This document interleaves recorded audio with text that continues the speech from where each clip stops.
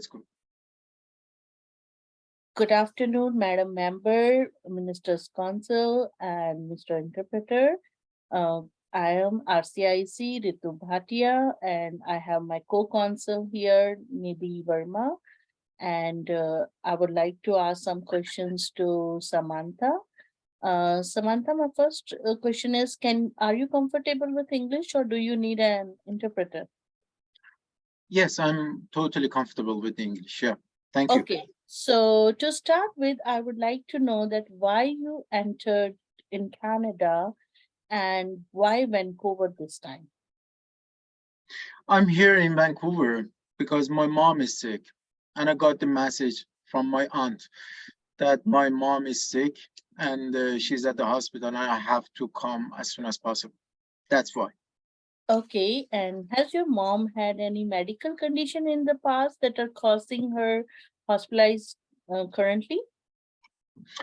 Yeah, she's unfortunately terminally ill. She's got diagnosed by the cancer, and right now uh, she's at the South Vancouver hospital, and she's at the last stage of the cancers, unfortunately. Sorry to hear that. And do you have any documents stating that your mom is in this condition? Yeah, my aunt sent me the documents that she took from the hospital about the stage of the illness of my mom and also the place that she's getting the treatment. Okay. And how many times you have been to Canada and what was your status? Uh, I've been to Canada twice in past 2 years as the seasonal worker and working just. Okay, and what was your duration of your employment? It was about 4 months each times. Have you ever worked without status in Canada? No, I've never worked illegally in Canada. Have you ever overstayed in Canada? No, I left Canada every time when I finished my job at the seasonal job and have never overstayed in Canada. Okay, and there was some concern about your conversation between you and your aunt regarding to permanent residency. So are you here this time to apply for your permanent residency as well? No, I wanted to explain this situation. It was just informal conversation and casual conversation between my aunt and I. And it was because my aunt suggested me to maybe it is a good idea as my relatives and family, maybe some of them in Canada, it's a good idea for me to totally come to Canada and live longer and apply for the permanent residency. But this time is totally different. It's not related to those messages. Okay, so now my co-counsel Nidhi will ask you a few questions. Thank you. Thank you, Ritu. Samantha, can you tell me about your family in Chile? Yeah, actually, I have family in 2 children and wife back home country in Chile. What are your plans now? How long do you think you should stay in Canada? Uh, I want to be released as soon as possible, as I cannot wait to see my mom that she's sick, and I don't know how long she's gonna be stay alive, and I just want to see her earlier as soon as possible, and uh, um, I will leave for sure at the end of before expiration of my staying or visa Canada in time. Is there anybody who take care of your mom in case she needs any in-home care and you have to leave the country?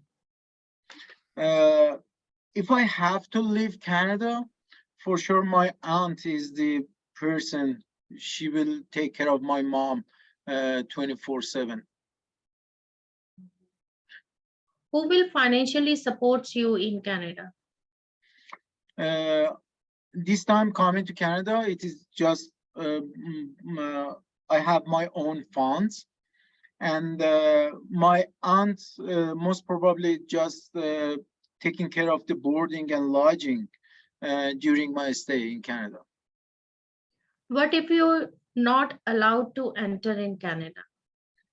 My mom is the resident of the Canada, and I will assuring you that I never do anything wrong during my stay.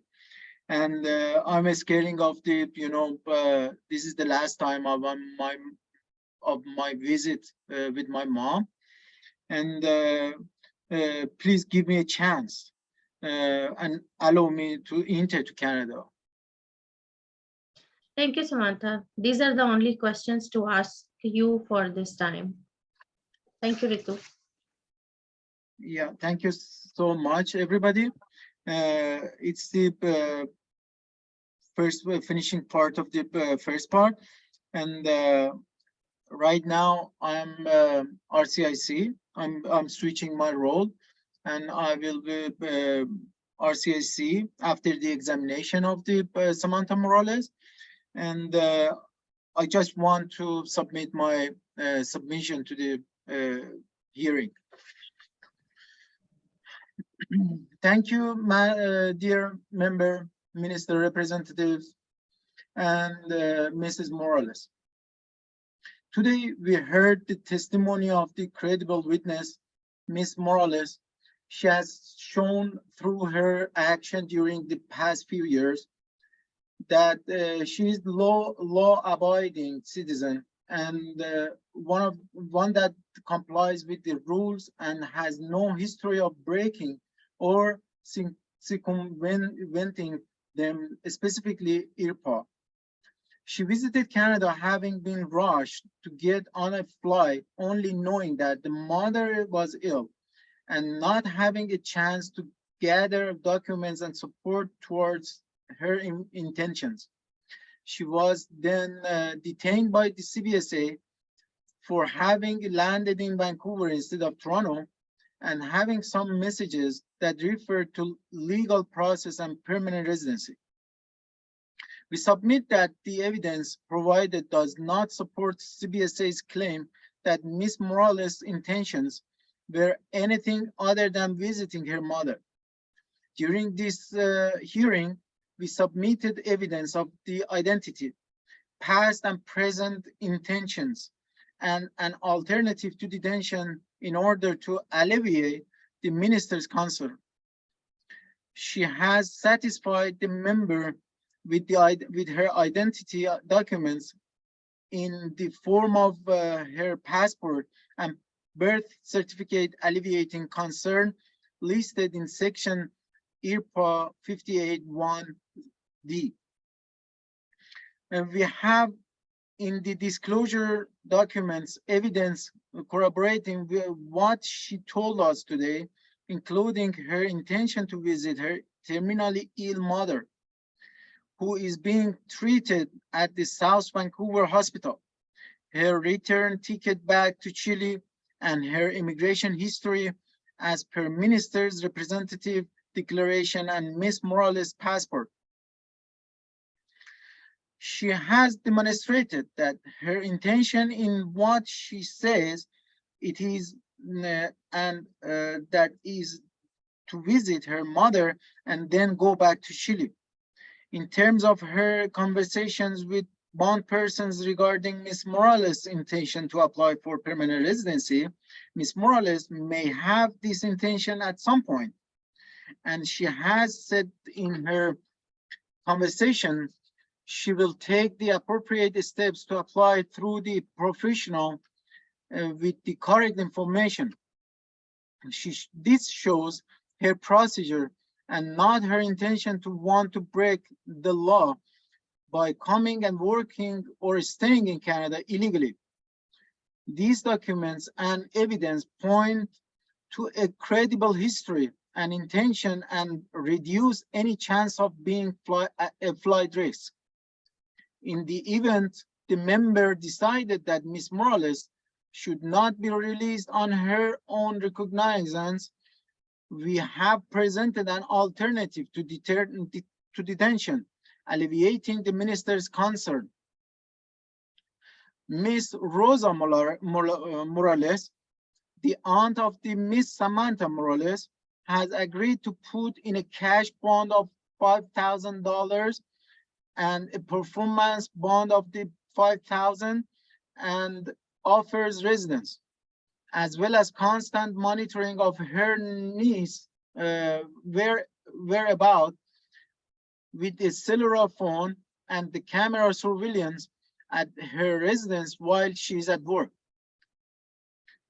The two individuals have a strong and time-tested relationship, and Miss Samantha respects Miss Rosa well enough to abide by the wishes and do what is required to ensure Miss Rosa and will not be affected negatively. This surely alleviates concern regarding flight risk issues listed on IRPAS. To IRPR S 245. Mrs. Morales additionally agrees to comply with the conditions, including reporting to CBSA as required and not working or studying without prior permission, and leaving Canada on the date of her return ticket or as determined by the CBSA. She has already surrendered her passport to CBSA and also confirms that she will confirm her departure with the CBSA. She would like to have ongoing and fruitful relationship with the Canada, including being able to obtain work permit and visiting family and friends in the future. She has many valid and important reasons to continue to comply with what is required in order to maintain this ongoing relationship with the Canada. Thank you so much, everybody, at this session. And this is the end of our session.